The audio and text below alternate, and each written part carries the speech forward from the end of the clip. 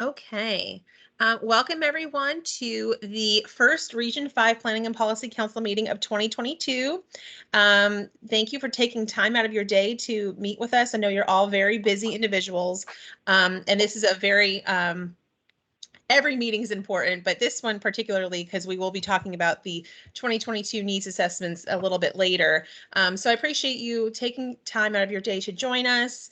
Just a few things to go over before we get started. As you can see, we're still meeting virtually, and that's per the Open Meetings Act. We polled all of the regional council leadership prior to this meeting to just see what was safest. And at this time, with the new variant, which is highly contagious going around, everyone felt it would just be better for us to continue meeting virtually. Top priority is keeping everyone safe. So we will reevaluate prior to the next meeting and keep you all well informed on what that meeting format will be.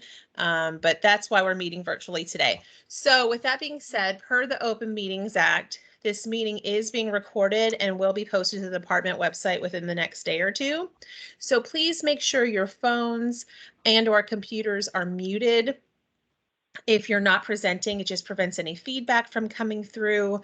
And also, please make sure that you state your name when you're presenting or asking a question. It's helpful when capturing, when capturing the minutes. If you've joined via phone, and you find that you can't get through, I haven't muted everyone or anything, but sometimes the phone could just be a little tricky. So if you've joined via phone and you're speaking and no one could hear you, hit *6 and you should get through. We've had a few issues with that, so I just wanted to point that out. So Debbie and Amber, I'm going to hand it over to you. We're going to take attendance at the same time as the minutes, so we can just knock both out at once. So there you go.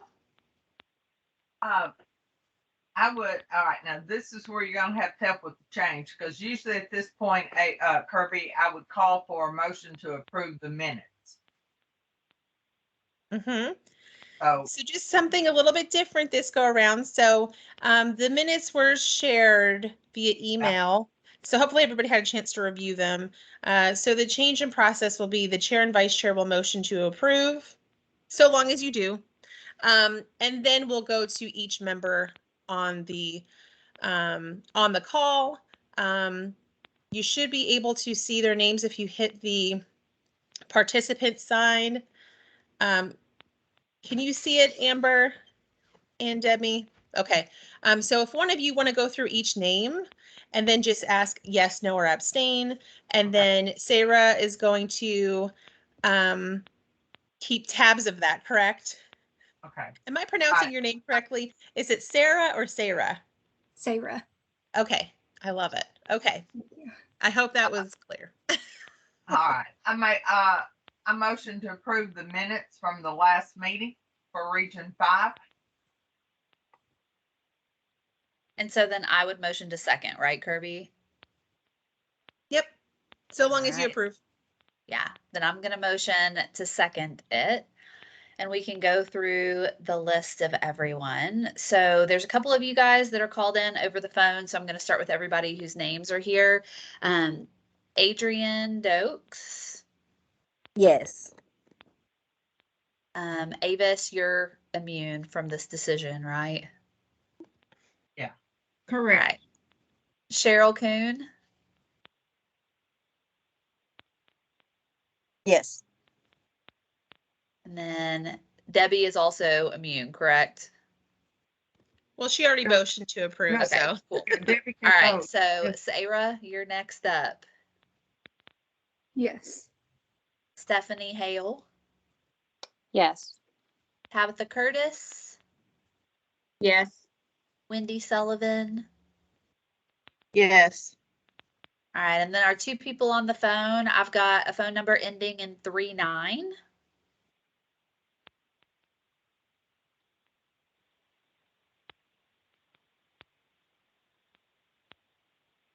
Again, You might have to hit stars. I'm so sorry, I was on mute.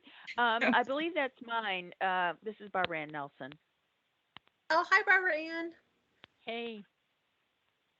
So it's yes, no, or abstain as it pertains to the minutes. Yes. Awesome. Thanks, Barbara Ann. And then I've got phone number ending in 66. This is Will Taylor. I abstain, was absent at the last meeting. What's up, Will? And then Greetings. we've got one more person that hopped on. It's a phone number ending in 89. Hi, that's me, Kubra Arkal Bryant. I abstain. I cannot make the link that was sent out to me work to join on my computer. Kubra, I just saw your email, so I'll forward it to you. Okay, Awesome. thank you. You're welcome. I'm here, so count me in. All right. Perfect. Well, thank you guys. I believe that's everyone. Okay, thank you, everyone. And what was the total, Sarah?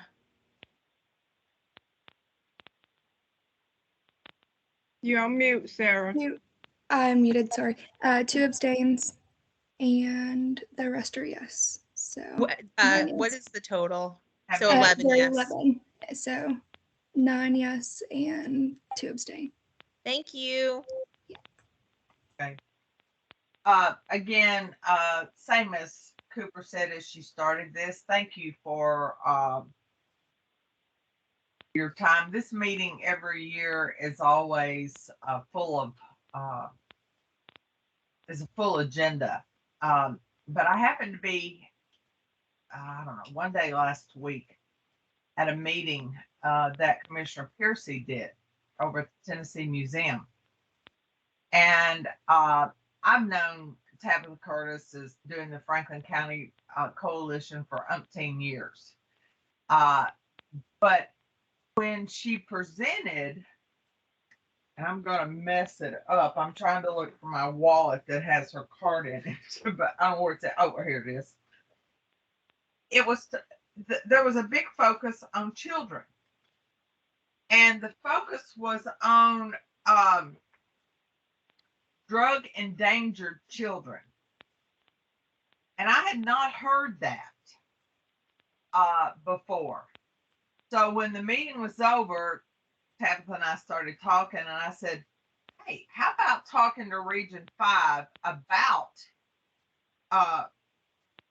this drug endangered children program, and let's get the word out to help you guys more in the identification of it.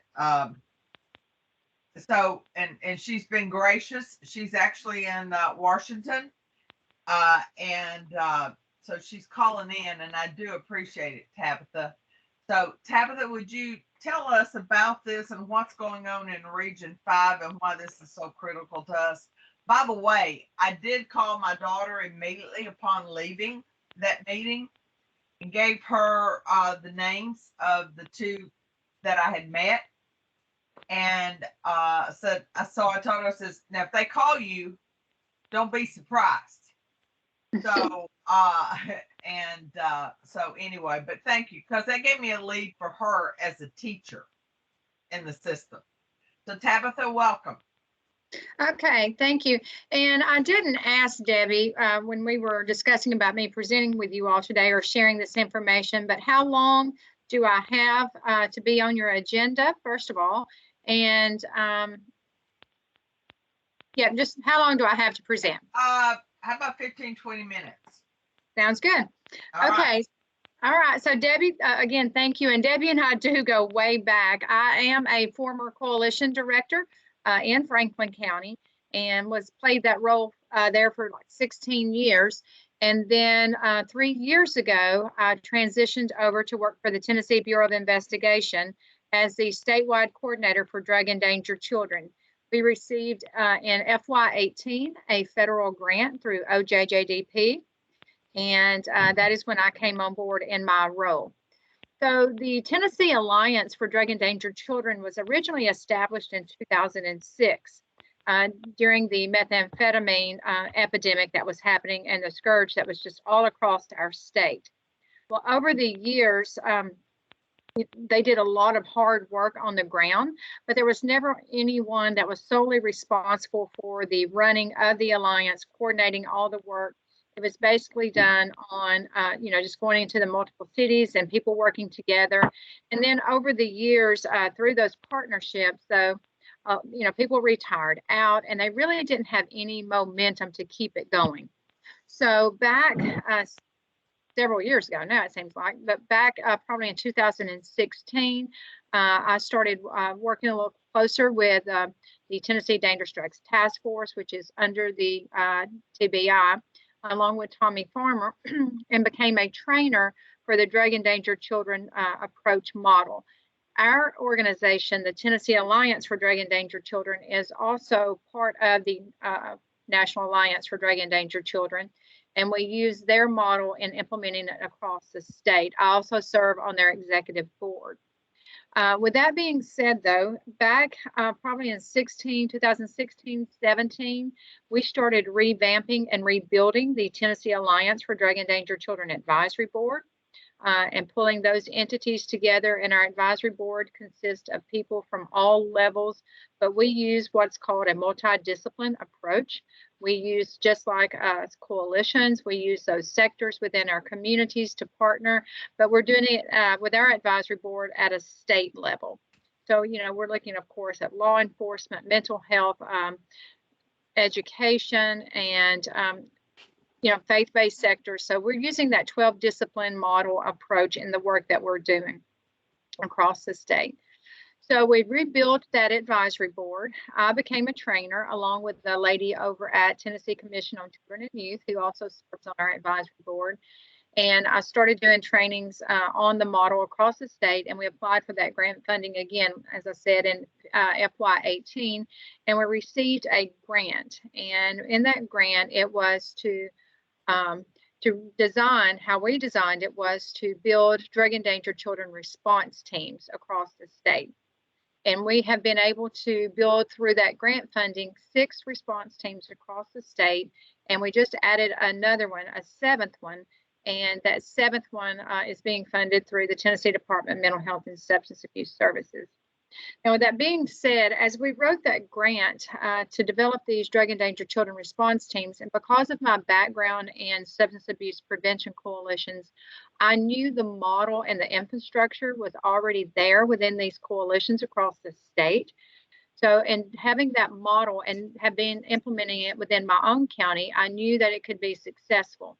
So we use the infrastructure of these substance abuse prevention coalitions to roll out our drug endangered children response teams. And we call them response teams, but in reality, what it's developed into is drug endangered response communities, because it's not like a team of people or individuals go out and respond to these drug endangered children. It's a community multidiscipline approach, resource and referrals going out to meet the needs of these children and their families. Something else that I shared in my presentation there in Nashville was that we use a holistic approach, a whole family, a 2-gen approach. A lot of people talk about that 2-generational approach, and sometimes even thinking about a 3-gen approach, to be honest, and working with these children and families. So what I'm talking about in that sense, I know many of you all are familiar with the Lifeliners, your certified peer recovery specialists, your regional opioid prevention specialists. Our folks, of course, with these substance abuse prevention coalitions are already partnered with them and had that work going on. So it was just a natural fit for us to take our drug endangered children coordinators, embed them in these coalitions. And as they're identifying or having situations that arise where there's children involved, then they reach out and try to utilize our certified peer recovery specialists to assist these families, whether it be a parent or a caregiver, or sometimes even the juveniles, in referring them to treatment, and also using those regional opioid prevention specialists and identifying and making sure that they have options of having the Narcan available. We've been able to implement the Handle with Care program inside of these counties. We're still in the pilot process of that, but we're trying to get the Handle with Care program up and running in all 7 of our counties, so that once if law enforcement goes on a scene where there's a traumatic event, or if there's a child involved at all, that they use our Handle with Care response form, and they submit that, and that form goes to the school administrator. It goes to the drug and danger child coordinator. It can go to school nurse or guidance, however they set it up in their county, that they just let the teacher know the next day to handle that particular child with care. And it is working. I have seen multiple signs now where it's working. So that's always a good thing to know that, I can see on social media, through one of our law enforcement where there was a drug raid, but I also saw where there had been a handle with care notification also sent to the school on that particular child that was in that home. It's not always. Can I ask a question? You referenced seven counties. Mm-hmm. What are those 7 counties?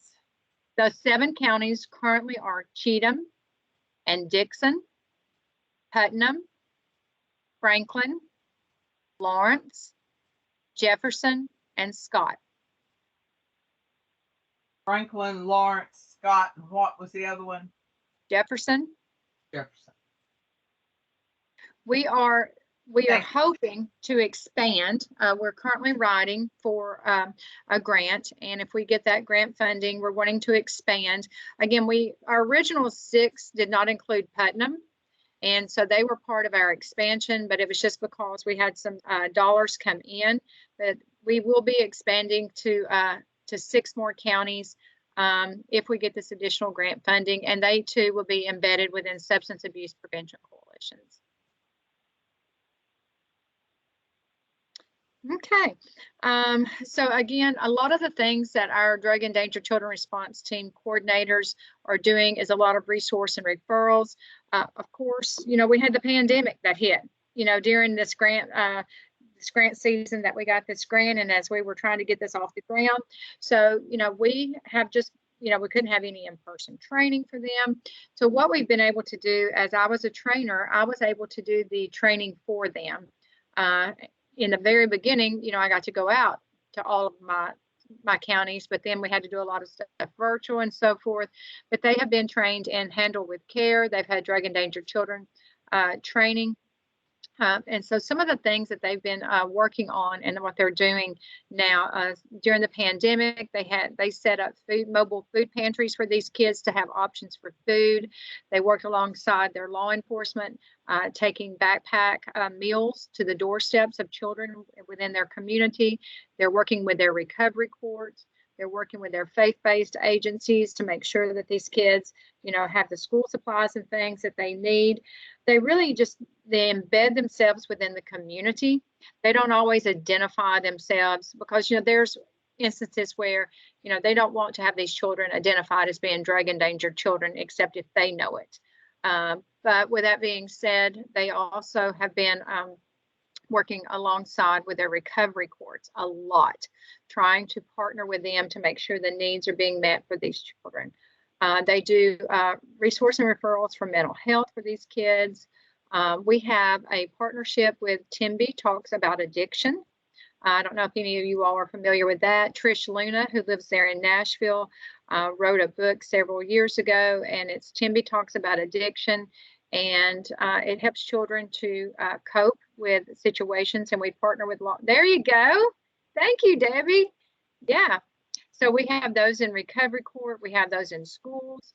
We have them trying to get them to DCS, Isaiah 117 houses, but having those available out there for these young people if they incur in those situations. So we've done that as well.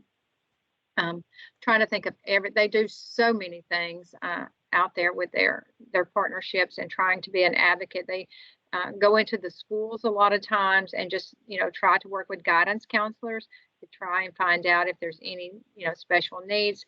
They work hand in hand with their law enforcement. They do, a lot of times they're doing like the vaping and that sort of thing. If kids are, identifying that they're, have vaping issues or whatever, again, they're working embedded within substance abuse coalitions. So their roles definitely change. One of the other things that they've done is they've worked with human trafficking and promoting the Red Sand Project and having different people come in and speak like during Red Sand, during the Red Sand Project, during the HT Awareness Month within their schools and identifying, youth or families or anything that might be having problems with human trafficking, because we know that drug endangered children and human trafficking go hand in hand.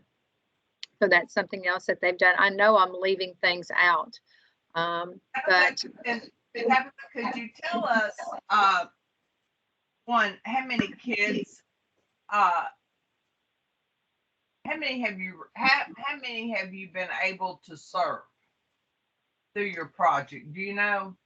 oh my goodness, hundreds of kids. If I could, I wish I had that statistics and data to show. Well, I'd have to get out of my screen. Well, we're presenting today. Our 6 response teams are presenting today in Washington, D.C. at the Community Anti-Drug Coalitions of America conference. And I have that on a slide, but it was hundreds of kids have been referred to mental health and counseling services, and they don't provide it, but they do the referrals. It's over 200 kids have been referred to juvenile treatment facilities through our 6 counties. We have had over, and we're still in the process of getting the Handle with Care up and going, but I know from January, there's been over 200 Handle with Care incidences reported. So that also works out there for these kids. Oh gosh, and just the distribution of Narcan, using those regional opioid prevention specialists out there, and partnering with them.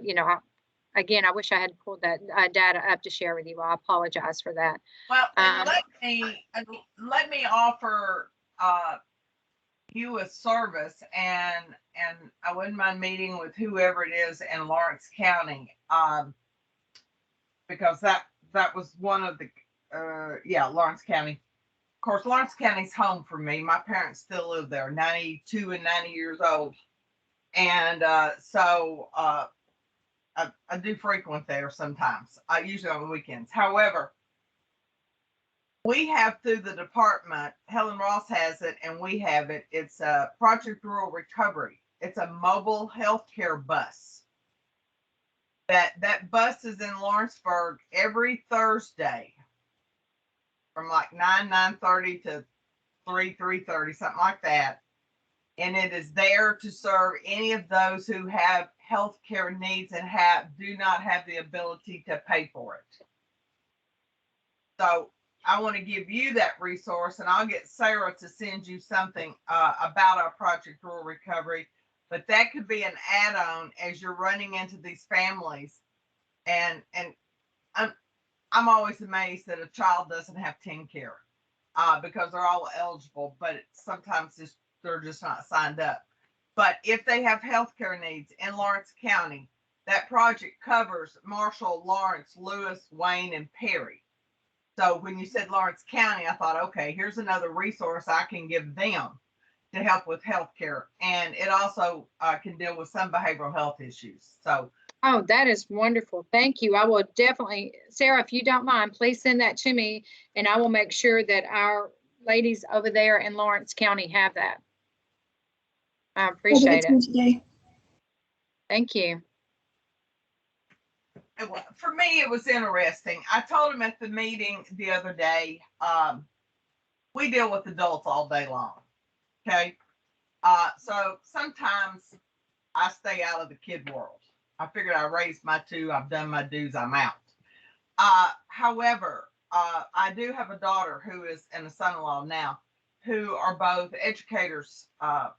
My daughter's an instructional coach in one of the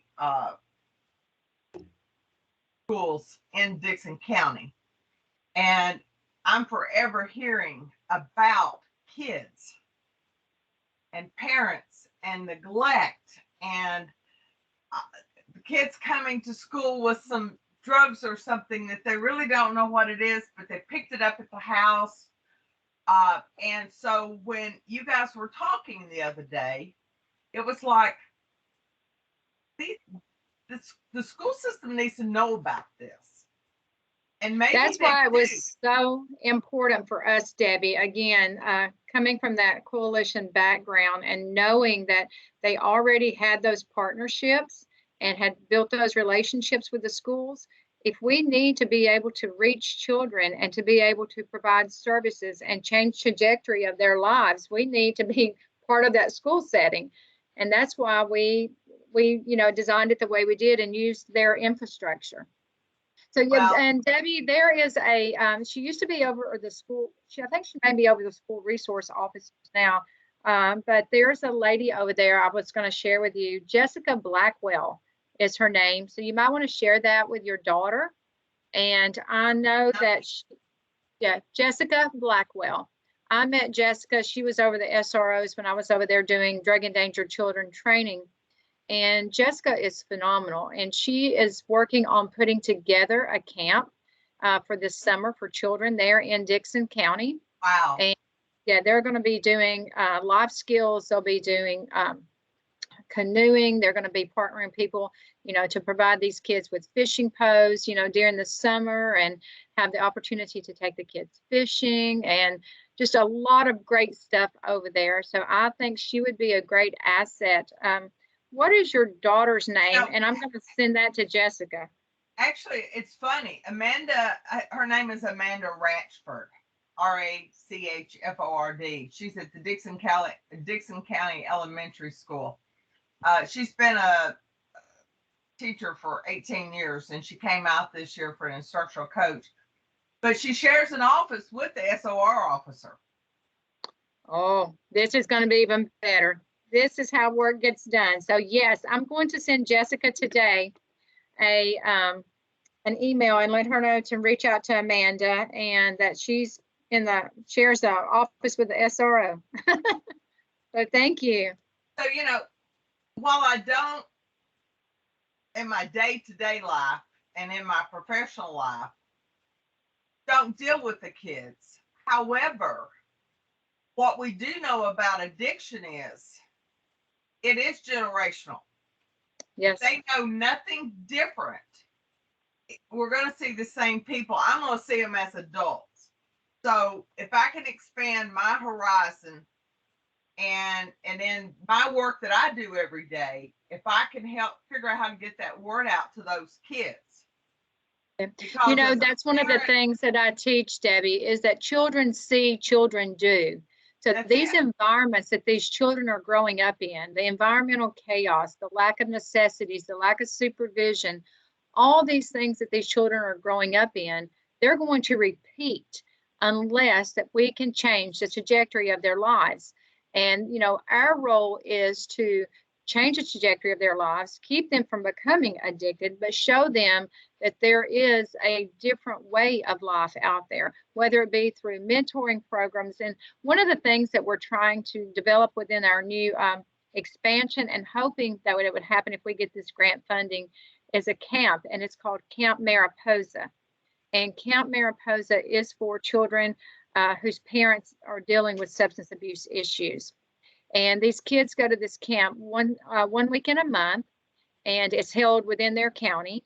And they go there and they have normal camp activities, but it's designed to meet their needs. And then they also have it where the parents they have activities for the parents as well. So the parents attend ever so often.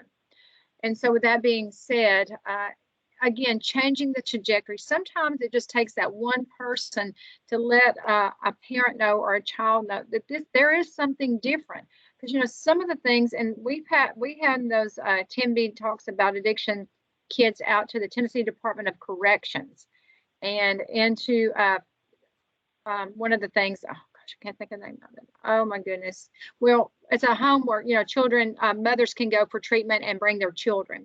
And a lot of times what we're seeing is when we give those bears to those moms, talking about, and that's why I said not only the second generation, but sometimes the third, these moms of these children say, I wish I had this when I was a kid because my mom or my dad had substance abuse issues as well.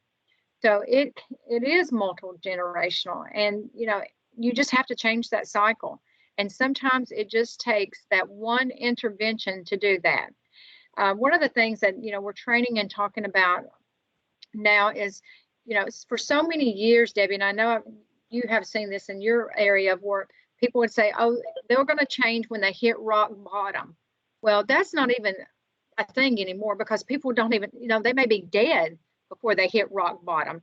Rock bottom is, overdosing on fentanyl or carfentanil or something out there. So we can't even have that mindset anymore of waiting on someone to hit rock bottom before we try to intervene in their lives or their children's lives.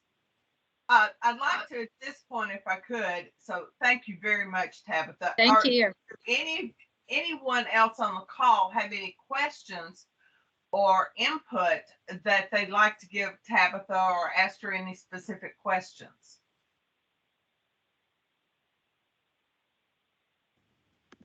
I'll ask a question to you, Tabitha. As far as for Camp Mariposa, do you guys have any information if we've got folks that we run in contact with that would be a good referral to that program? What's the best way to do that? Well, we haven't got Camp Mariposa up and going yet, Amber. We're having to wait on grant funding. We have proposed it in a grant, and so hopefully it would be starting in October of this year if we get the funding. And I definitely will let you all know. Amber, which county do you currently reside in? Rutherford. Rutherford? Okay. Yeah, but I also know that there are several other people on the call that would be good points of contact for that. So I wanted to make sure that I was asking that. Okay, absolutely. Thank you. Any other questions? Tabitha, so appreciate it. I know your schedule is real tight today and we was trying to slide you in there, and we do appreciate that. I would like to ask Tabitha, this group meets quarterly on the first Thursday, and extend you that invitation to participate in our Region 5. The thing we're going to work on next is our needs assessment, and to be able to say, okay, what are some of our needs? We look at mental health, and then we look at the substance abuse. So you're more than welcome to stay for the rest of the conversation, but you bring some valuable information that I think that here in Region 5 that we really need to know about. And the fact that we have Cheatham and Dixon and Lawrence County and Franklin County. I mean, hey, that's 4 big counties sitting here in Region 5. Absolutely. So, many thanks. Well, thank you, Debbie, for reaching out to me. And it was certainly great to see you the other day in Nashville. And again, Debbie has my contact information. I know Sarah does. So if there's anyone that's on the meeting that would like to get in touch with me, please reach out to them. They can share that with you. And thank you all for this opportunity to share the great work that our response teams are doing across the state. So they're the ones doing the work. I'm just driving the train. Thank you very much. Thank you all. Y'all have a great day and stay safe with this weather coming in. Yeah, you be safe trying to get back here. Yeah, bye-bye. Bye-bye. One thing that I didn't specifically, hey, there's Cooper, that I had, first of all, I want to thank Will. Hey, Will, I'm so glad you're here. I was Yes, excited ma'am. It's good to be your here. name. And Yes, ma'am. I also invited a new consumer, and we're going to get the application to her. Cheryl Kuhn is someone with lived experience. She doesn't mind me sharing that. She's a CPRS, and she lives in the Montgomery County area, and she's involved in those coalitions there. And so I thought she would be a valuable member to this council. So I tried to bring somebody today to the meeting with us. So thank you, Cheryl, for participating. Thank you for having me. Needs assessment. There was some changes. You know, we stop and we look. We always talk about what our needs are. But then when it comes time to put it down on a piece of paper, sometimes we stutter's not the right word, but I'm going to use it anyway. This year, they've allowed us up to 3 mental health needs and 3 substance abuse needs. And so I want us to talk about that. I participated the other day in the adult committee call, and I want to tell you what they came up with and we'll be presenting from the adult committee. The 2000 for mental health. Last year, they put in there to establish permanent housing opportunities. Okay. And it went on and on, being discharged from hospitals, emergency rooms, jails with an emphasis on service provisions.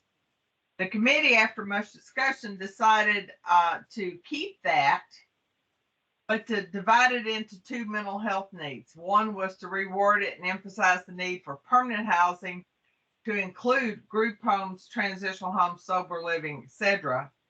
And the other was to ensure that these individuals have skills and support while they are making this transition.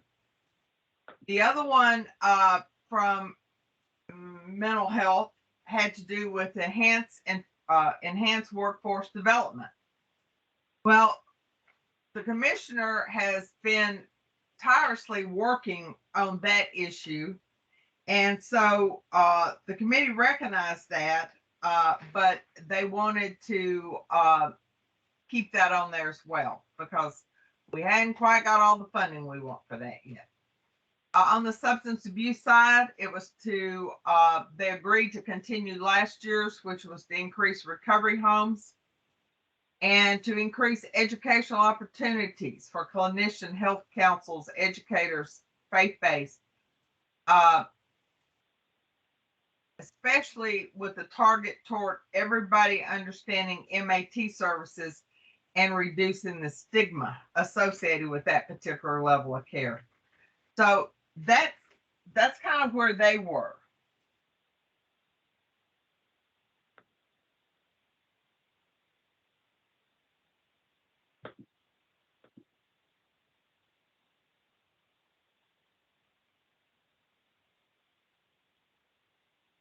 Miss Debbie, you're Yep. muted. On mute. I said all of that and nothing. Okay, sorry about that. I went over the adult committee that they're submitting, and one was, I'll do a quick synopsis of it, was to continue with the focus on permanent housing, but making sure there were some services. It was on workforce development. On the substance abuse side, it was to increase recovery housing and to increase educational opportunities, with a little rewarding about there is still concerns about MAT when it relates to housing, and there's still a stigma attached there. I don't know how long I've been filling one of these forms out. Several years, because I've been here at the Valley for 30 and a half years now. Is crisis stabilization unit. And one of the things, and so finally, there is word that they are looking at Montgomery County or Rutherford County. And I remember telling Commissioner, I says, you know, this process is a long process, but thank you very much, because that has been a need for umpteen years. And so to be able to see that it's getting there was such a delight. It was like, okay, somebody's paying attention. So with that being said, who would like to take the lead in talking about mental health needs for this year?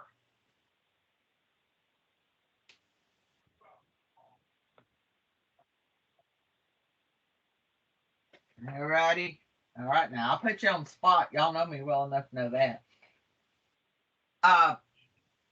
Last year, just for reference, it had to do with the crisis stabilization unit. Okay. Now, we can continue with that. Well, let me ask you this, Kirby or Avis, do y'all have an update on that?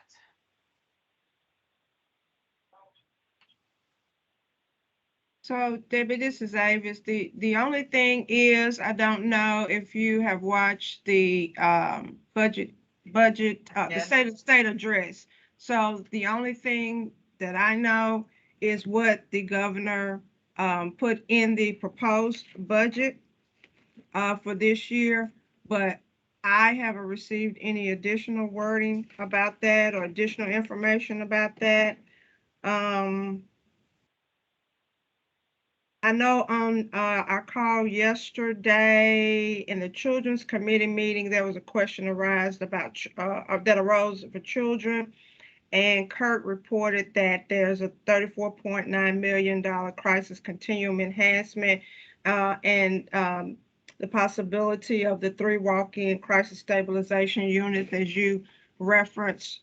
But that's all that I have on that right now. Thank you.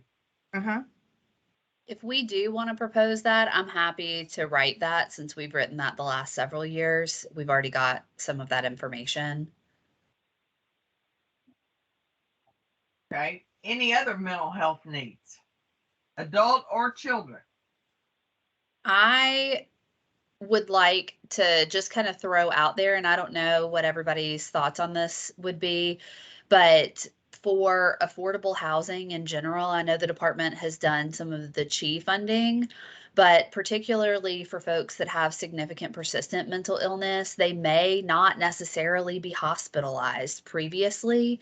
We're seeing an influx of people that are struggling to maintain housing because it's not affordable in their areas. Housing prices have increased significantly, and especially folks that are on disability, it's not an option for them to be able to get something that's maintainable over the lifespan, or folks that may necessarily need something like, and I'm using this as an example, but maybe something like Project Transition, where there's more permanent supportive housing, where it's something that's permanent. It's not a transitional program, because we know permanent housing by definition typically is the more evidence-based option for folks that are in that situation. And we are seeing an influx of folks in Rutherford specifically that are really struggling with persistent mental health concerns, and there's not permanent housing options available to them, especially now that the influx of COVID money has waned. Amber, on that, with regard to the housing piece,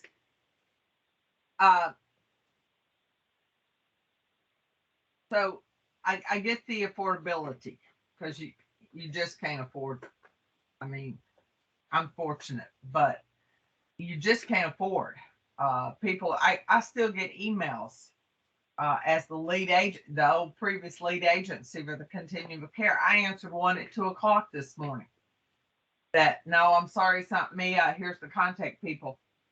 But when you're saying this, are you talking about some type of rental assistance? Are you talking about affordable housing?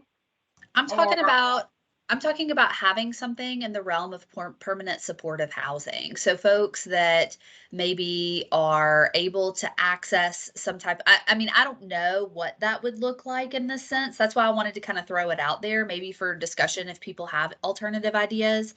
But especially folks that have significant persistent mental illness, they don't have continued support after they get into housing, which causes them to lose their housing. They can't maintain it over the lifespan unless they've got good, solid case management. And I would say that's comprehensive case management, not somebody that's got a caseload of 70 plus that they're trying to manage. Now, one of the things that I would direct you to is, and I've been out of it, so I don't know when the NOFAs all come out and so forth.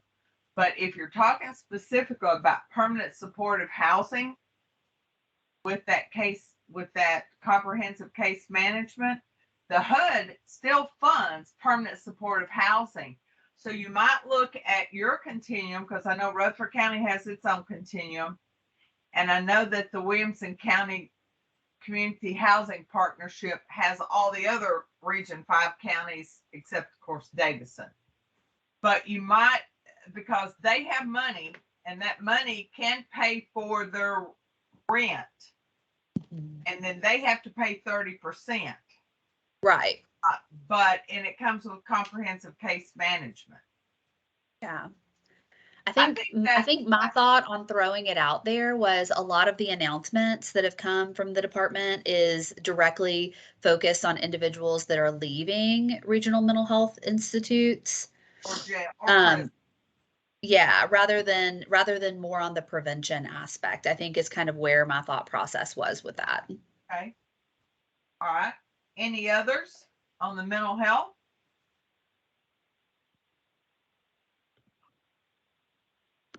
You guys are a quiet bunch. All right. So there's kind of two. What I heard was two. First one I heard was the go ahead and let's continue with our push for the CSU. And the second one that I heard was affordable permanent supportive housing, that it comes with some financial assistance and that it comes with comprehensive case management services. Is that what did I hear you correctly, Amber? Sorry, I'm taking myself off mute.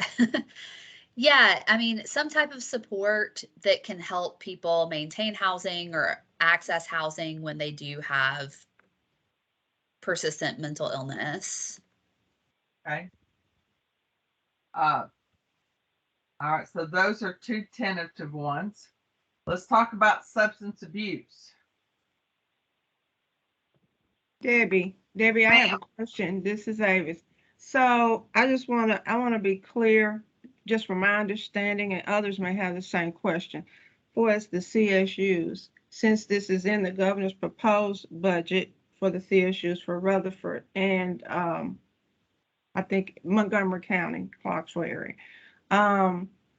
If the approved budget indicates so that one will be awarded for either one of those counties, would you then still leave it on your needs assessment or tweak it? Just a question. Well, one of the things that I have, and no issues with Rutherford when I say this, when you look at South Central Tennessee, those 13 counties down in that area, if they put it in Montgomery County, that's no better than it being in Davison County, because they're just not going to make it there. So if there even could be two, and I know the data is showing Rutherford County, I'm okay with that. I love it. And the data is also showing Montgomery County. So, and I think in one of my conversations, it was a either or. Yeah, and the distance is an issue, period. Yeah, distance is an issue. So I would say yes, Avis, just because of that. Okay, I just want. And if I need to expand, I mean, I don't know what y'all's thoughts are, but if we need to expand, because we've traditionally written it for Rutherford based on what we've seen, but we could expand to include both if we need to. Because I know specifically for Region 5, as Debbie mentioned before, this has been on the Region 5 needs assessment for many, many years. And I know for Region 5, that's that donut hole with surrounding counties. So it's quite difficult with all those counties being served with the one crisis stabilization unit. So I just wanted to be clear for others that might have had that same question. Hey, if it does pass and you get one in Rutherford or Montgomery, will that satisfy this need? But you answered that question. Thank you. No, thank you, Avis. All right, what about substance abuse? Anybody have any ideas on that subject or needs? And me again, jumping in, always not enough funding for treatment options. Consistently, people are having to wait to access treatment, and it's very hard to get them in when they have low to no income or insurance. We have been very fortunate as a substance abuse provider for the last couple of years.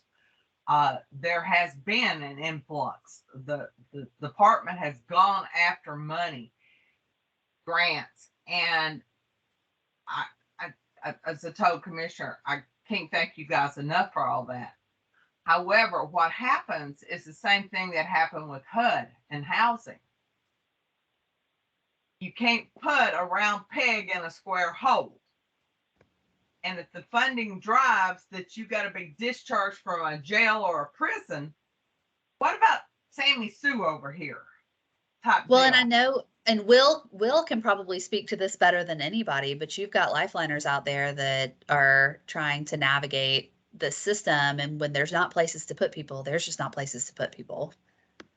Well, and before Will speaks, I do want to say as a provider, one of the things, and that was why I love the commissioner's budget proposal. I'm still anxious to see behind the scenes what all that actually means.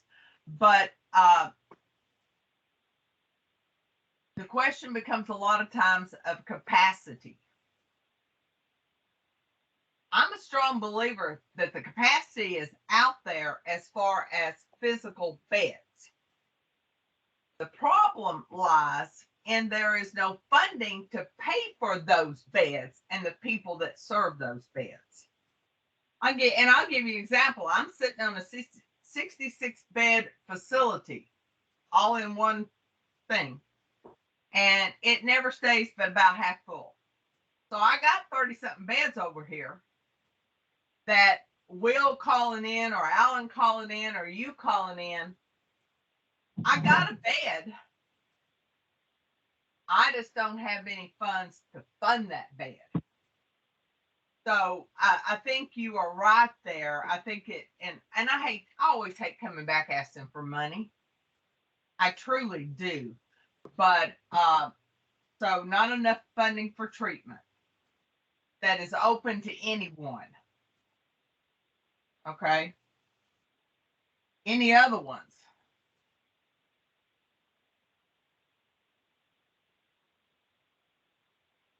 One of the ones that we had last year, well, we had two, was to increase funding for medically monitored withdrawal management. That's the indigent detox. Okay. Right now, for that pot of money, we can only take referrals from four people, four entities. One is from the Mental Health Institute. One is from the state-funded mobile crisis workers. One is through the emergency rooms. And the fourth is if law enforcement is out on the scene and they recognize that this person needs treatment and they just don't need to be locked up, then they can make a direct referral in. Now, if Amber calls me and she's got somebody that needs it, or Will calls me, I technically cannot access that money for them. So I would like to see kind of reward last year's to open it up some, that those referrals could come from somewhere else. When it was originally started, we had like 8 or 10 agency facility type things could take referrals. But what we found was you couldn't do all that and keep beds for those four, because that was what it was designed for. So I'd like to suggest maybe rewording the MMWM to where a lifeliner can make a referral and be accepted, or Amber or whomever it may be, only because I know y'all are on the phone. So I would like to suggest the rewording of that as one. The other one that we had last year had to do with MAT, medical assisted treatment. And it had two components. One was there's an increased cost in complying with the DEA regulations for telehealth. The other was with regard to retention without housing, because there's still that stigma in housing for recovery that they will not, they just won't take the MAT people. Some have given leeway to it, but there is still a great need for people needing MAT that have burned all their bridges, have no place to go. They've tried traditional treatment. They need to have another try. Let's try this path. But many of them require housing. Today, Cheryl, how many do I have? How many are you aware of in Clarksville that's in the MAT program? 62. So currently, there are 62 MAT clients. But I'm footing the bill for housing to give them a chance to turn their life around. So that I would go with housing as well as what you said, Amber, except to open it up down on the substance abuse side.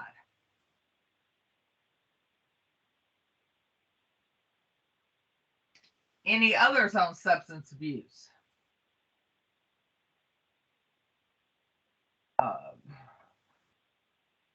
Trying to think. I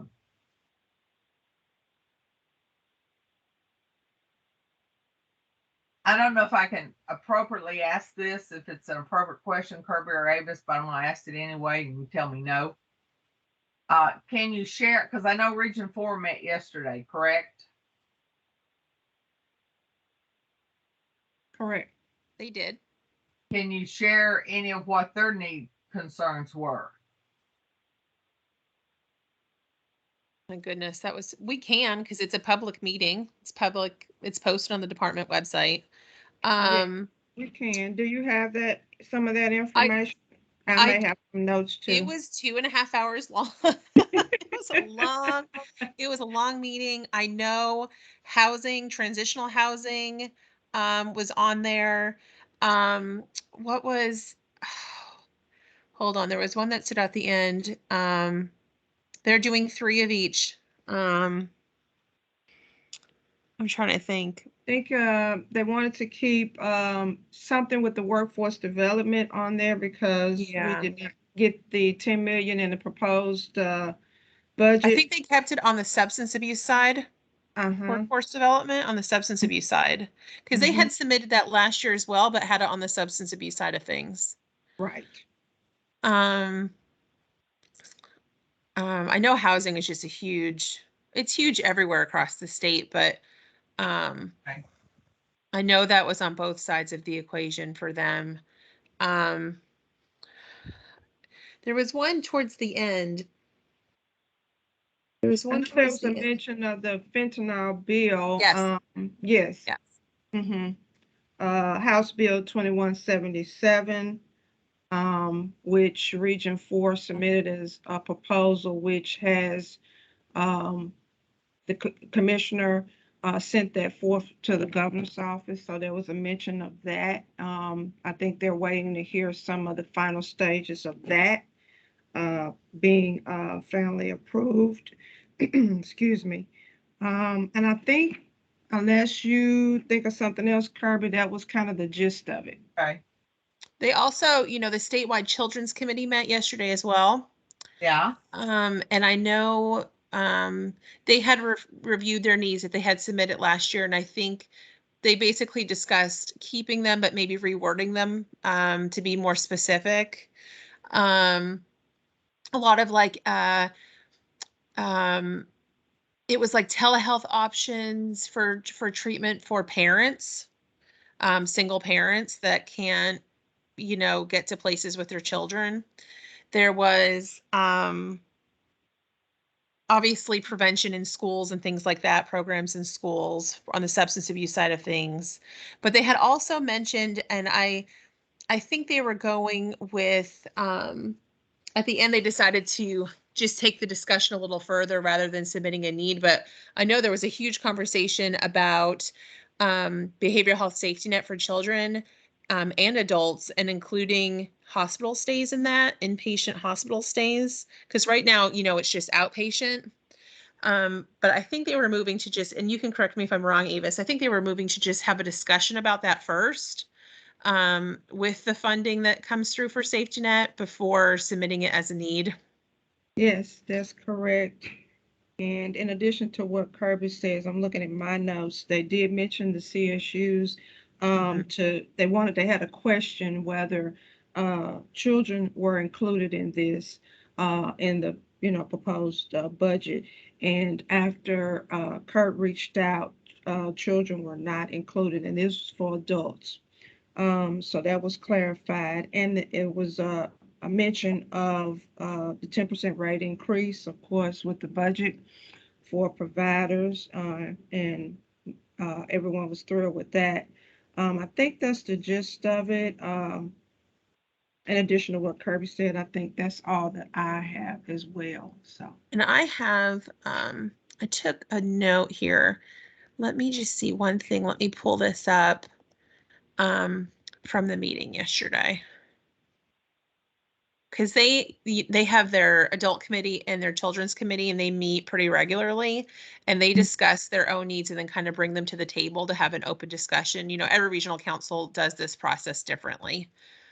So let me just see. This was from their adult committee. And I'm not saying these were approved. These were just what their adult committee brought to the table during yesterday's meeting. Because they're going to have another meeting they had approved their needs at the end yesterday. But these were just some ideas. Let's see. Increase case management and wraparound services and peer support with high risk populations such as the incarcerated homeless and those in poverty recently released from jail and rural places. Let me see. Expand medications for opioid use disorder and prioritize providers who can prove long-term success of their services to hospitals and correctional facilities. What does that say? I didn't follow that one. I'm sorry. Let me read it. I'll read it verbatim. This was on their substance abuse side of things. One of the needs that the adult committee, now this is the Region 4 adult committee, that they brought to the table was to expand evidence-based treatment options, such as expanding medications for opioid use disorder and prioritize providers who can prove long-term success of their services, expand medications for opioid use disorder to hospitals and correctional facilities, and provide rapid, efficient, and personalized linkage to treatment for individuals in vulnerable situations. That was one. It would be curious, just as a sidebar note, expand medication for MAT. Wonder what they were, because there's funding out there for people for buprenorphine. Now, what's not affordable is Vivitrol. I actually had a meeting with them last week, and I says, "You're too expensive. I can't afford it." Well, there was another. There was another one too. That I know that was a discussion as well. With the cost and being able to pick it up. That was something that Elliot mentioned, I believe, Avis, too, was the availability of those medications where, they can complete treatment and get a prescription and then they can't find anywhere to get it or they can't afford it. Yes, that's correct. He did bring up that point. So there was a discussion about, increasing accessibility to it and availability for it. All right. On the mental health side of things, recovery housing, like I had talked about, increasing peer support services was one, and same day access to outpatient intake therapy and medication management. So I think their discussion with that was creating maybe non-traditional mental health support groups so that there is more availability, because you can, with everybody's short staffed, and you can go to an outpatient provider and you might have to wait 3 months for your first therapy appointment. So I think they had a discussion about other mental health support options out there that can help in the meantime. As you guys were talking, there's another need that I do want to throw out there that I think would be relevant for us is acute treatment option. Yeah, for mental health. Okay. Would be acute treatment options for hard to place youth. There's been an increase in hard to place youth throughout the pandemic because of the increase in calls that our crisis providers have been getting. So that is something that we have heard from several different arenas, because what's happening are youth, when they're hard to place, they're having to sit in emergency rooms for long periods of time, taking up beds, and then they don't actually get treatment in that interim, if they're ever able to be placed, because a lot of hospitals are not willing to take the risk on some of the youth that have more acute behaviors, and that is a gaping hole that we for sure have. And I will say, sorry to interrupt. So I will say, because that was a discussion that was during the statewide children's committee as well yesterday. And that's when the conversation arose about the behavioral health safety net for 14-day inpatient stays for children. And then it was talked about for adults as well. And Carrie Virgo was on the call with the department, and she had talked about the expansion. Was it SOCAT teams, Avis? I believe it was the expansion of SOCAT teams that can hopefully assist with some of that. Yes, it was. Because that is a need with yes, the children waiting in the ER. The plan is to add 5 additional teams to help with that. ED, the children who do not meet the criteria for hospitalization. There was also a mention in reference to children's crisis that the Tennessee Resilient Project can help address embedding a clinician in a pediatric setting. That was also mentioned by Carrie Virgo as well. So hope that kind of helps a little bit. Yeah, and I'm not saying to keep that off of your needs assessment, if that's yeah. The I- other thing that I wanted to clarify, Avis, you mentioned that did not meet criteria for hospitalization. I want to clarify that the children that I'm talking about are children that have been deemed they need hospitalization, but there's not places that are willing to take them. Okay. Whether that means that they've got too acute behavioral issues or they don't feel equipped to handle. So when they're being called around trying to see if there's a hospital bed that's available, a lot of times the answer is they're too acute for this facility. And so they have to just ride it out until they're either not that acute anymore or they're just discharged with support services. Okay. Next. One of the things that comes to mind as I'm hearing that discussion going on is, and I don't know this, so I'm just out there. Could the CSU request include not only adults, but these maybe hard to place youth until a treatment bed could be gotten, and for because I heard somebody mention the children a while ago. I'm assuming that's a separate category than these hard to place youth. But could this CSU be designed to cover those needs? Just a thought. I think maybe if you wanted to add that piece to what you are already going to put on the table if that's approved by the council as a whole for the needs for the CSUs for adults, as you mentioned, you could tweak that to add that piece to it if you Well, wanted. and I'll mention to that too. I know that there's a community mental health systems improvement task force that's been working on some of this stuff. And some of the things that they have been trying to do is to have conversations with some of the existing hospital systems to say, what would you need to be able to take children that are in these situations?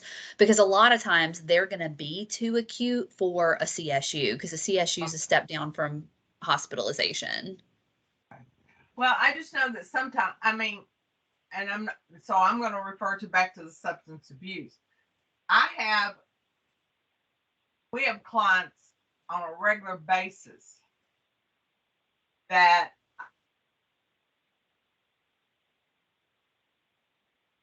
did I freeze? Can you hear me? We can hear you. There you go. All right. Okay. All right. I need a step between me and the institute. And it may just be a few days of observation or readjusting a medication or something.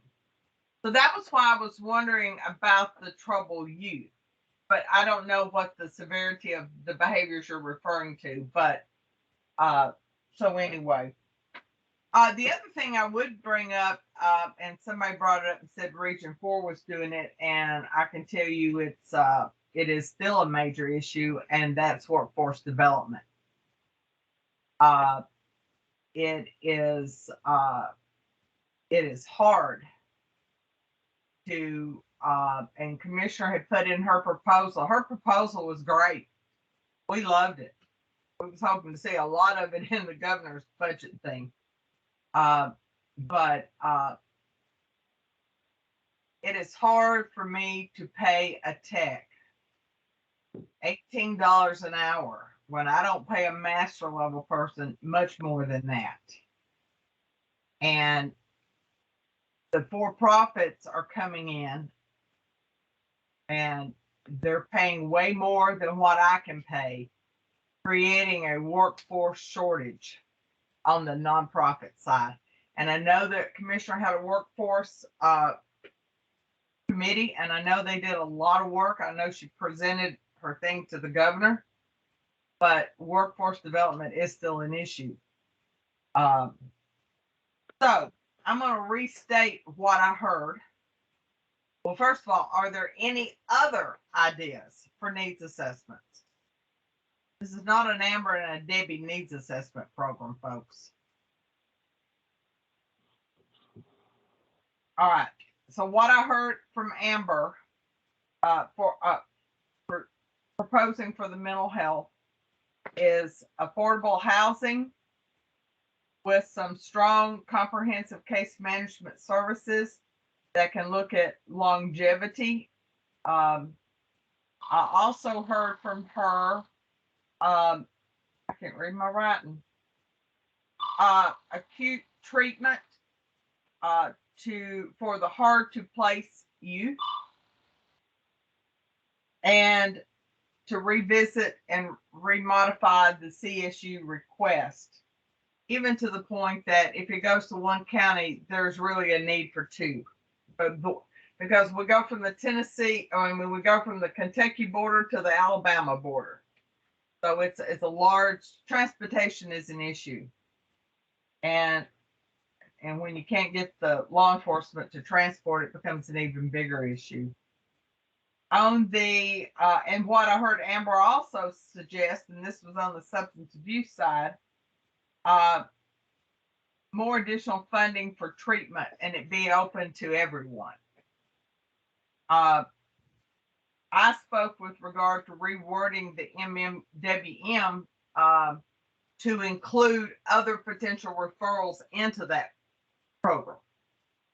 I mean, I can't even, if I got somebody that shows up and supposedly they haven't used, but they show up, let's say in Lewisburg, and they say, well, nope, they're really, really, they're gonna have to be detoxed, and they do a cows or a SEWA on them, and then I have to get them transported to detox.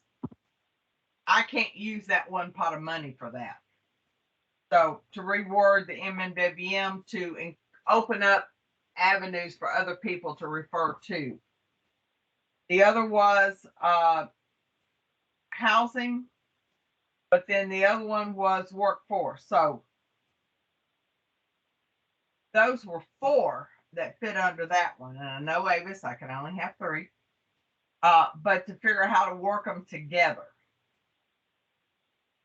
Is there anyone who would be willing to take one of these and complete the worksheet for, I had it on my desk, here it is, to fill out the form for us on one of these? You can pick any one you want to.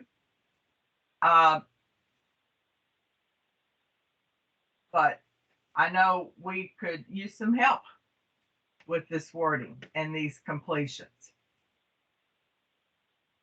Debbie, this is a question. Are you wanting to just, are you wanting to vote on the needs in this meeting, or just have these on the table for consideration and then finish this outside of the meeting? Because if you do, we need to call for a vote. Well, that was what I was fixing to ask you with the new changes and how that goes.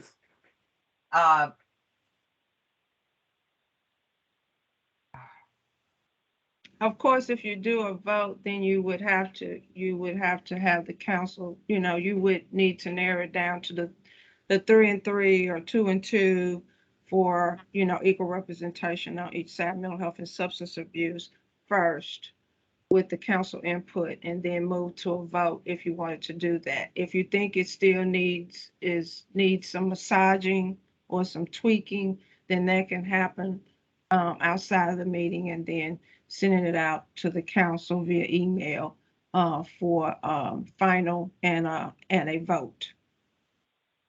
Okay. I would like to, and again, I don't know the new format, so just redirect me. I would like to make a motion that on the mental health side, it addresses affordable housing for everyone, and especially for the persistently mental ill, that there is comprehensive case management that will address their long-term needs in this rising housing market.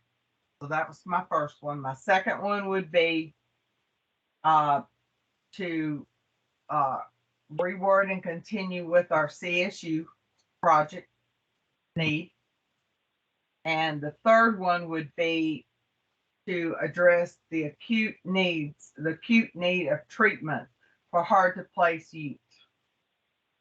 Did I get those right, Amber? Okay, so that's my motion to the council members as it relates to needs for mental health. Miss Debbie, Yes. This is Adrienne. I second that motion. Thank you. Now, if I understand the process now, we got to do a roll call for a vote on those. Is that right, Kirby? Yes, so we'll need to go through, and that's just the mental health side of things. That's all I've done at this point is the mental health ones. Okay, so you can either wait until you do substance abuse, or if you want to just go ahead and move forward with mental health, you can, and we'll just go through each person, same thing, yes, no, abstain, and then if Sarah can just tally. Yeah, it's whichever you decide to do. If you want to do it in full, or if you want to break it apart in mental health and substance abuse, it's up to you. Okay. All right, so let me go to the substance abuse. I make a motion that I'm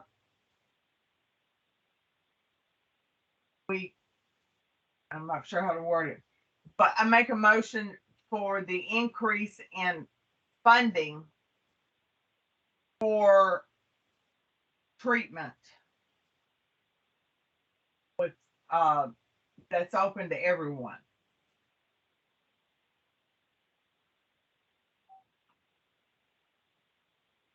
And I'm stumbling here a minute on the motion, so y'all bear with me here just a minute. Whether to try to include MMWM in there, but I think I want to keep it separate. So I'll end there. Additional funding that's open for anyone. Second one would be to reword the MMWM need that we had in the past, to open it up for more avenues for people to refer to that program, which would increase funding. And here's where I come to the hard part. I'm going to go with workforce development. Addressing the workforce development shortage in the substance abuse arena. And I'll table the housing for Matt. Oh, that was rough.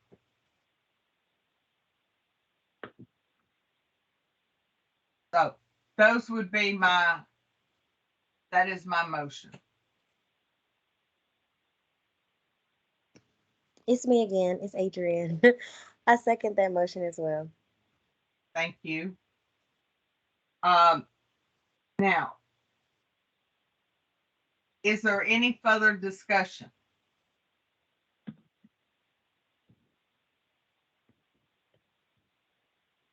Okay. Hearing none. Sarah, will you do the roll call and have them to say yes, no, or abstain? Yes. Avis. She doesn't get to vote. Okay. Abstain. Squirrel. Yes. Kirby. Abstain.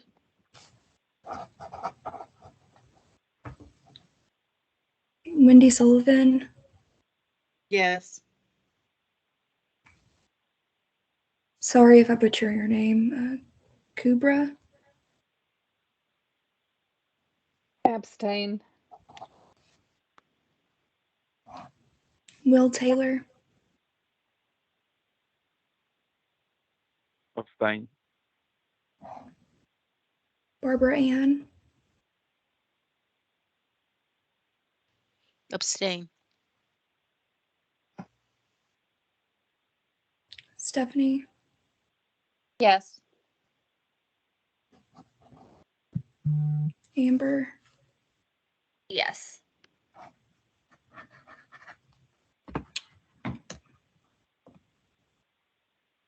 There was another person that joined mid. Did you get Adrienne's vote? I did. Okay. From where she, or I assume, yes. Adrienne. Yes. Okay. Did we miss anyone who's on the call? Did we miss a name?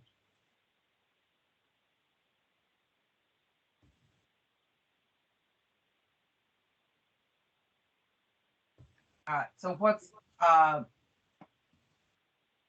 of the voting members, and that would be leaving out the state employees and Kubra from UHC. Can you give us the vote?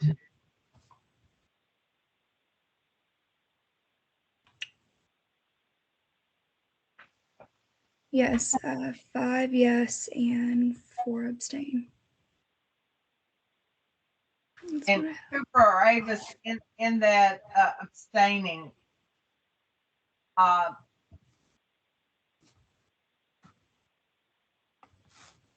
almost looks like there wasn't an I agreement. had to abstain because I don't have a vote for AMCO, guys, you know. I know you do, but I'm just trying to look. We know that you guys don't have a vote. Does that make any difference there with the 5-4, Avis or Kirby? No, the vote is what it is as the people are on the call, unless we miss someone or someone on the phone did not unmute *6 to cast your votes. So if you could not and you want to try to do *6, if we miss you, please do so now to cast your votes. If not, then the call will be as stands as folks voted and the folks we have on the call. And I would like it noted that those abstaining were not eligible to vote. Correct. So there's clarity there. Either eligibility, possibly did not. Okay. We'll leave it as that. Eligibility or chose not to vote. Yeah. All right. So now comes the part of writing the 6 needs assessments. I'm gonna go back and ask, do I have any takers that will help us write these needs assessments? Debbie, before we move on to that, if you will, to close out that vote, can you just say that the majority? Oh, yes. my bad. Yeah. So as voted on, with 5 yeses, 4 abstaining due to eligibility, there will be 3 needs assessment presented for mental health and 3 for substance abuse, as previously stated. The vote carried.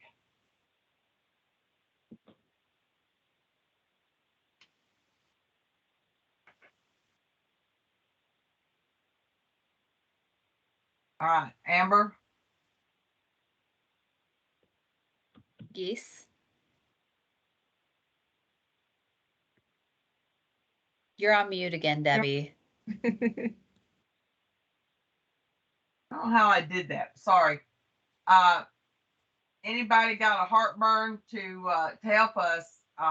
Please feel free to do that. We won't turn any help down. These are due what, April 1st, Kirby?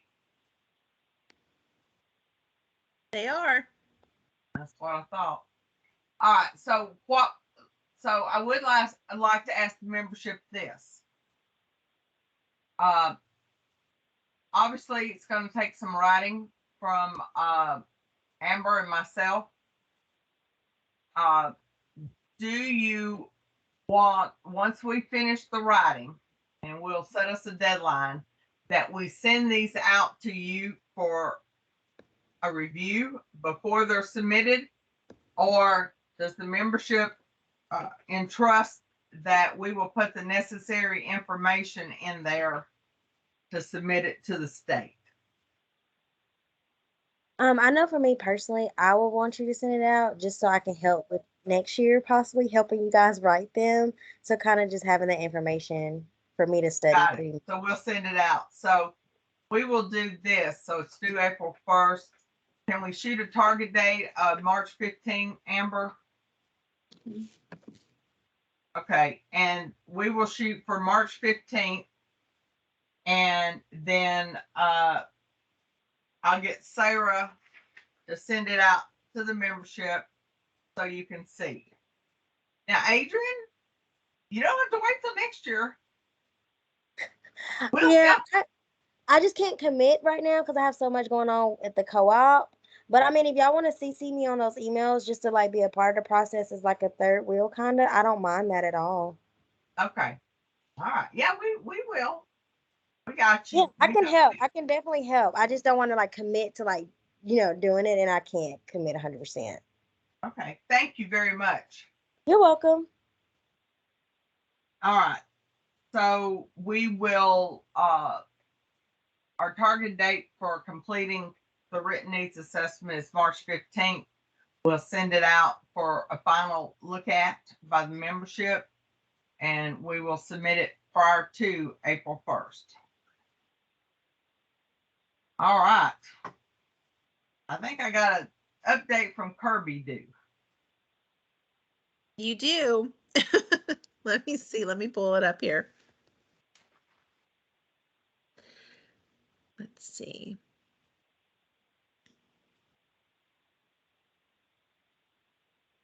There we go. If you saw my desktop, you would all lose your minds. There's so many tabs. I'll bet I'll match you. Well, I don't even want to see yours, Debbie. Sarah shakes her head. Yes, you don't want to see hers. I don't want to see mine. Go ahead, Kirby. Okay, so just a few updates since our last meeting in November. The first one we've spent the entire meeting talking about. So just a reminder, 2022 needs assessment worksheets are due to me on or before April 1st. I've also included a link to the FastFacts portal to help with gathering data. One of those didn't work this morning. One of the portals? One of the ones that you sent in that email that had 4 attachments. Let me know which one didn't work. I'll have to find out, but yeah, it gave me an error message. Okay, if you don't mind, to just let me know which one. Okay. And I can look into it for you. It could just be a different address since that was sent out. You know, the website's updated a lot. So yeah, if you don't mind to just send it my way, I'll try to figure it out for you. Thank you. But as you know, you don't have to use that data. It's really just there as a tool to help you along. The only requirements is that the data is relevant to the need, and we'd like to see it obviously within the past, 2 or 3 years if you can. Sometimes that's not always possible, but the closer it is to the current need in the time frame, the better.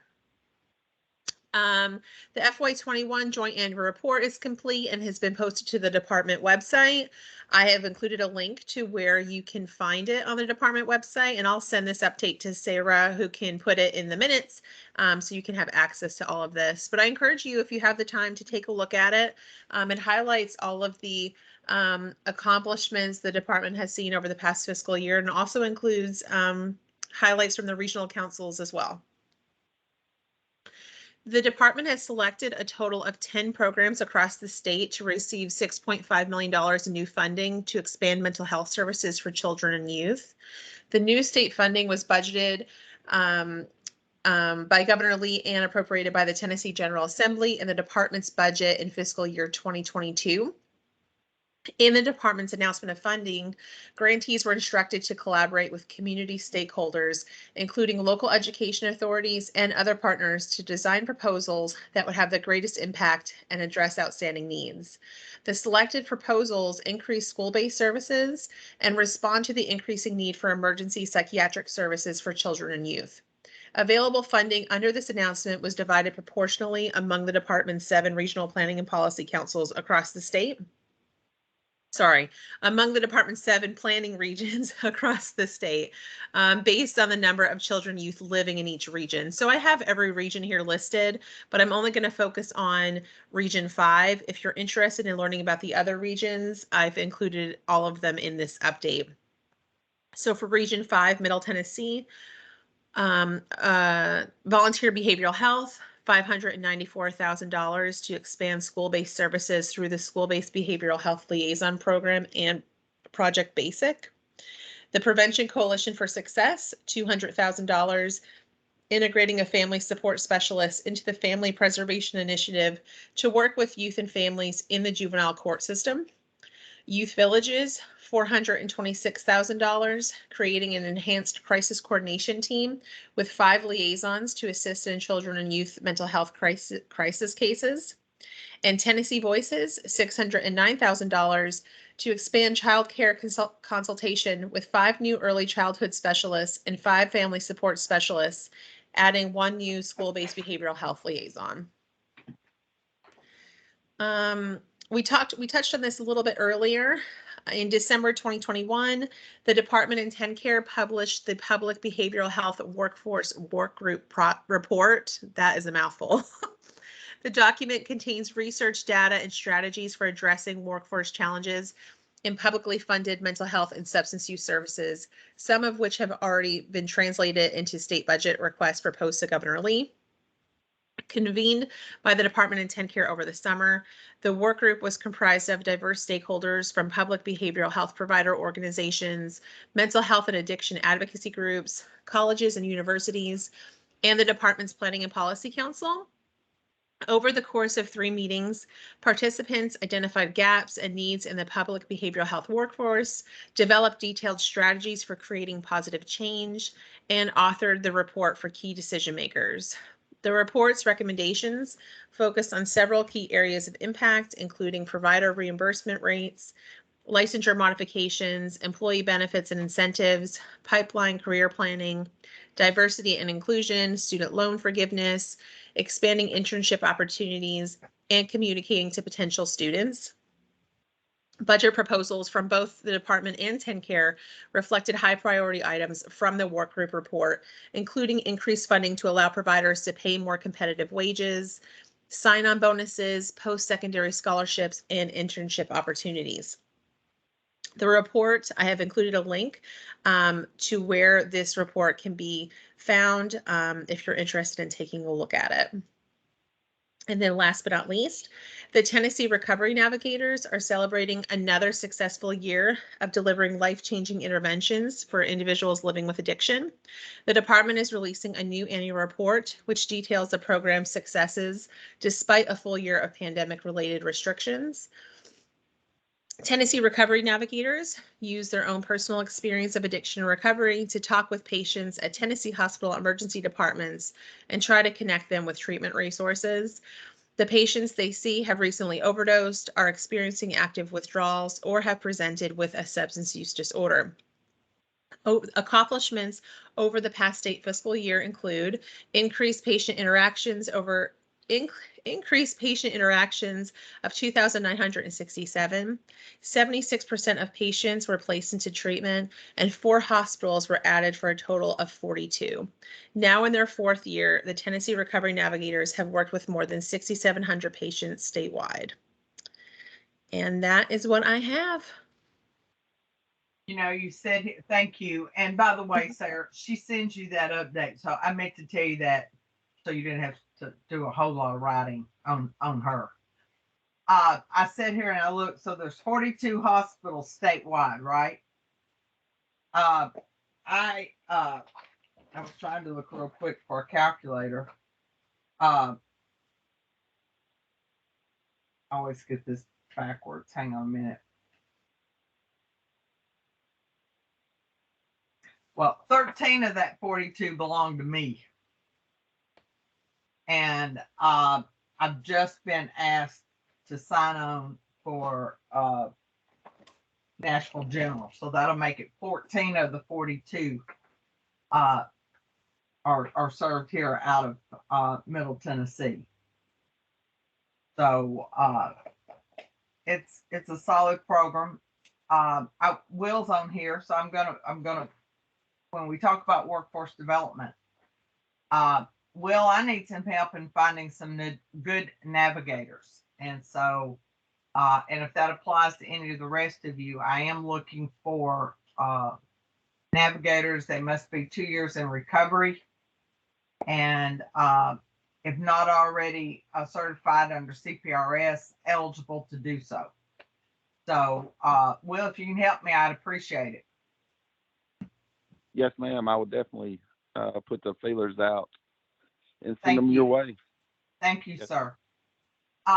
Any other, let's see, any questions or comments back to Avis? I mean, not Avis, Kirby, as it relates to the department's update? I will, following up with what we was talking about a little bit earlier, next month, we will need to do elections. Typically, Amber would step up into the chair's role. Substance abuse has to come in as vice chair, and we need a secretary. So please put those in your bonnet and be thinking about those.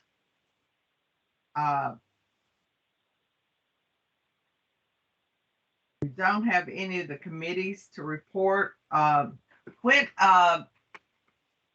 Avis and Kirby, refresh me, when does the legislative start their stuff again? That's in June, isn't it? Yeah, they'll, so Debbie, you'll probably get an email. So Zach Blair He's actually going to be over the legislative proposal process this year, so you'll begin receiving emails from him. It just makes more sense anyway. So in the past couple years, they were due in May because the governor's office changed the deadline. So I would plan for them to be due in May. You'll probably receive an email by the end of this month or early March on when the due date is and when the forms are. And also just one thing I wanted to point out, just because I know you've been looking for a secretary for so long and it's a struggle, I know, and there's a few regional councils that are in the same position. And just something I want to point out, if you know, I know you're all very busy, so if you're on the call right now and you just don't, you don't think you can take on the role of vice chair or the role of secretary, that's completely understandable. But if you do know someone or if you work with someone that's interested in becoming more involved in mental health and substance abuse across this region and across the state, it's a great opportunity to learn about what's going on in the region and statewide. And it's a great networking opportunity. You learn a lot about what's going on. You can share a lot of information. So I just kind of want you all to keep that in mind too. I know in a few other regions, their secretaries came on board where members of the council reached out to a coworker that was interested in learning more. And they had the time to do it. Obviously, not everybody has the time to do it, but they had the time to do it. It's been a really great opportunity. And eventually, those positions, they moved into the vice chair and chair role as well. Not a requirement, but just an opportunity that's there. And I'm here to support you all in any way I can. So if it's something that you're thinking about taking on, but you're not sure if you can do it, my, purpose is to be support to you. So remember that. I'm not going to leave you hanging. Amber and Debbie can tell you that, I hope. And Sarah too. No. I was emailing her. I'm like, don't even write this down. I'm emailing it to you. So just something to keep in mind. Is and I'll tell you, and I've told the story before, when substance abuse A&D came back under mental health from the Department of Health. Gosh, I don't remember how long ago now that was. Commissioner Betts was the commissioner of mental health. 15 years ago, Debbie. How many? 15 years ago. 15 years. So 15 years ago, I was in a meeting with Commissioner Betts, and she was addressing her new partners, the A&D people, and she says, "Go get involved in the health in our planning council, regional planning councils." Okay, so I took her at her word. I never will forget. I showed up out at Skyline in one of their conference rooms for a meeting. I don't remember who the chair was then, but when it came to me, she looked at me and she says, "Why are you here? You're substance abuse." And I said, "I'm here because my commissioner told me to be here." And so, but how things have evolved in the last 15 years, when we came under mental health, things began to change. And to be able to be a part of hearing what was going on, being able to have a footprint in what was going on, and it's been an eye-opening experience, but I wouldn't take it for anything in the world. So I asked you to think about that and think about who you think might also be a good member.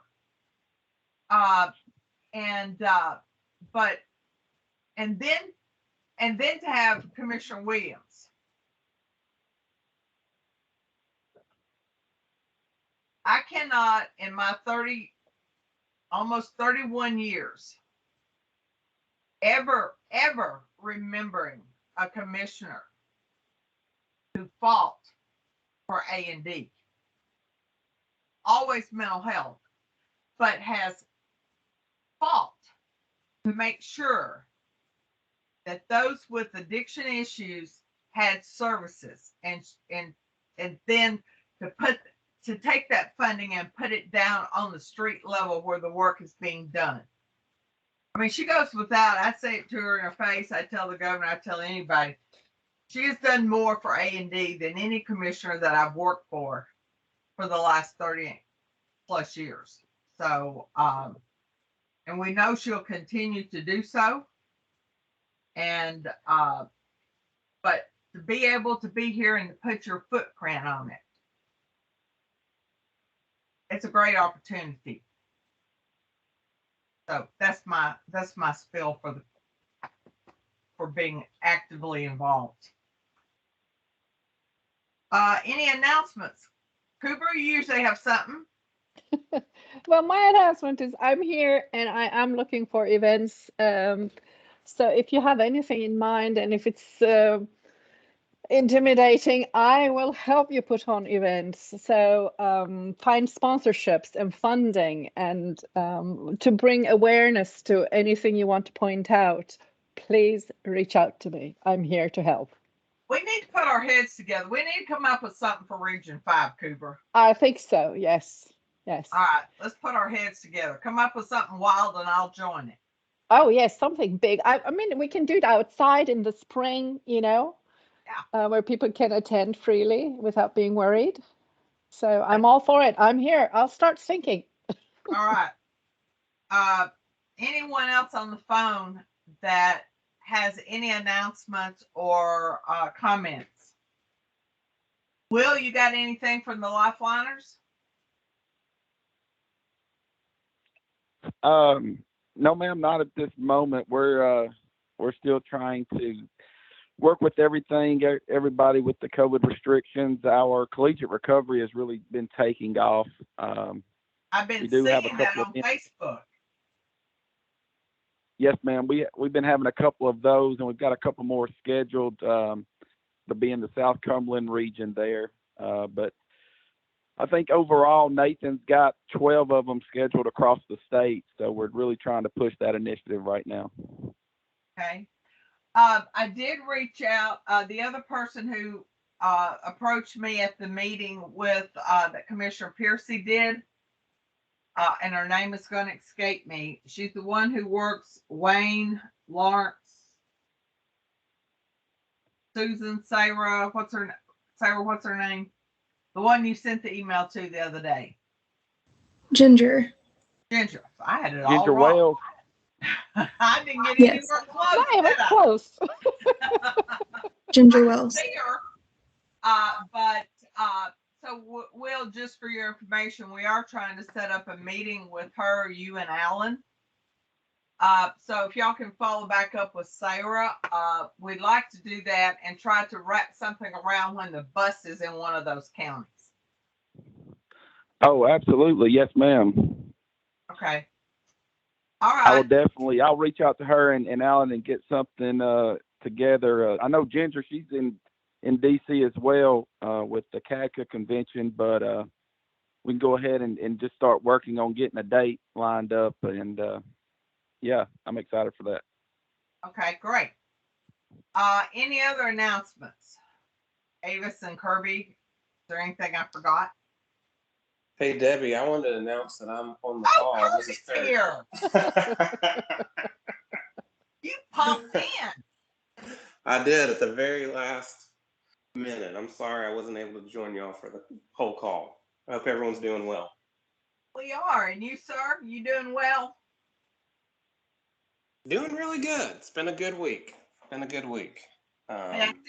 sent you an email.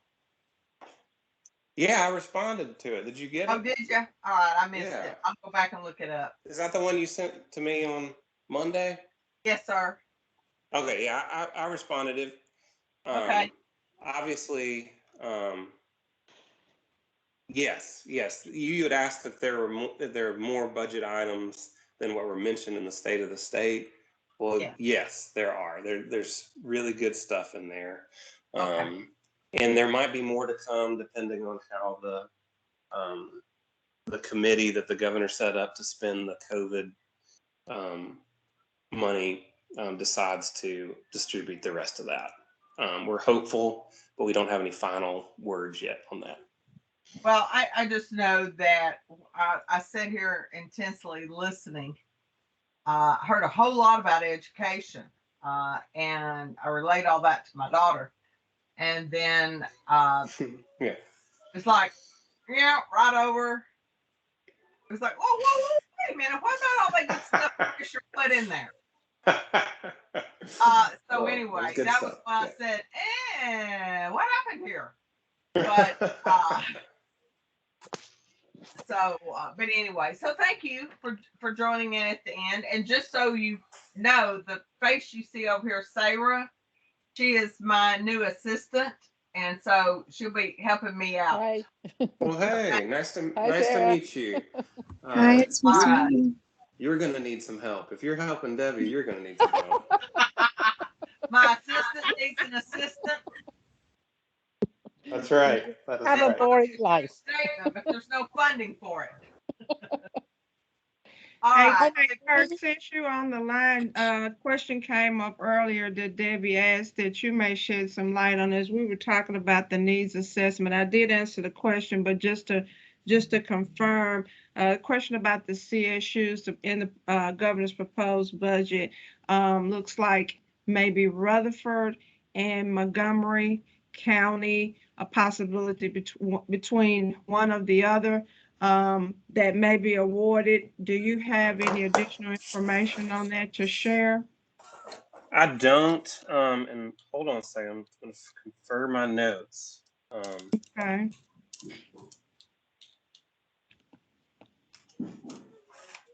Hold on a second.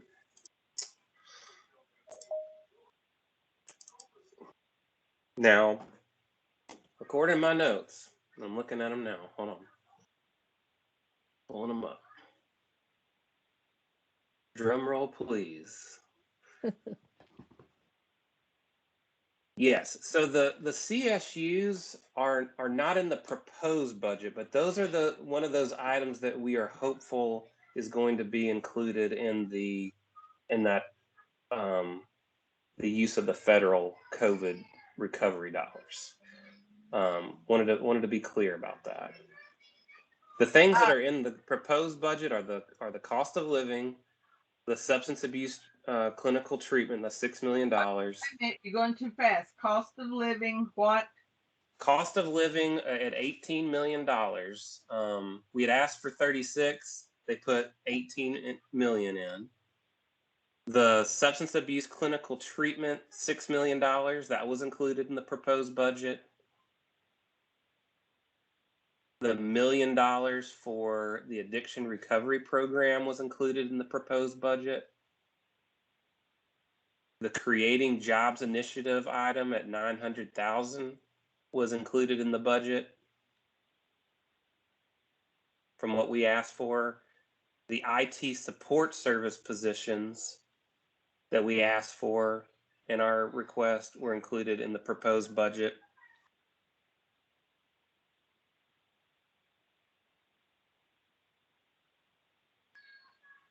There was a $550,000 item for the Morgan County Residential Recovery Court included in the proposed budget. That was not part of our request, but it was included in the budget. There was $1.2 million allocated from the online gambling fund to our department. As y'all recall, a couple of years ago, how can you forget, with all the football on, every other commercial is for gambling, for FanDuel or DraftKings or Jamie Foxx or whoever is on the TV. But as part of that, the department gets a percentage, a small percentage of that revenue to help with, I think, problem gambling. And so over the last year or so, the percentage that accumulated that was dedicated to us, I think probably amounted to $1.2 million and is going to be appropriated to the department for use. But the crisis stabilization units, while not in the proposed budget, what Commissioner said is that, and it was mentioned in the State of the State, but it is not in the proposed budget. But she is hopeful because of that, because of conversations she's had that the CSUs will be established using that federal COVID relief money. I think about $4 billion that the state got, but that word is not final yet. Can I ask you a couple questions? That's great that we got the cost of living for what it is, and the substance abuse clinical and the addiction recovery. Do you know where any thought was on that substance abuse residential treatment infrastructure expansion? Did it just not make it, Kurt? It is not in the proposed budget. No, it is not. Okay. All right. And the other one that I had a question about was I know she had sent out and put out the Tennessee Behavioral Health Workforce Development, 10 million. Right. That was not in the proposed budget either. So, but Debbie, we were hopeful that would be included. It was not.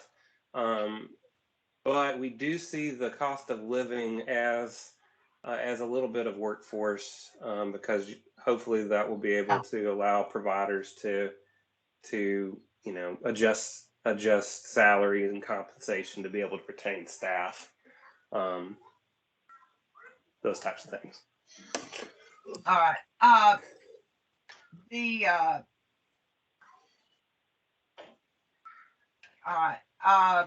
I did have a question. So, and Sarah's probably got this, but while we did not hear it in the state of the state, the following items are in the proposed budget, and that's cost of living, 18 million, substance abuse clinical treatment, 6 million, addiction recovery programs, 1 million, 900,000 creative employment initiative, some for the ID support system, and just a little over 500,000 for the Morgan County Recovery Court.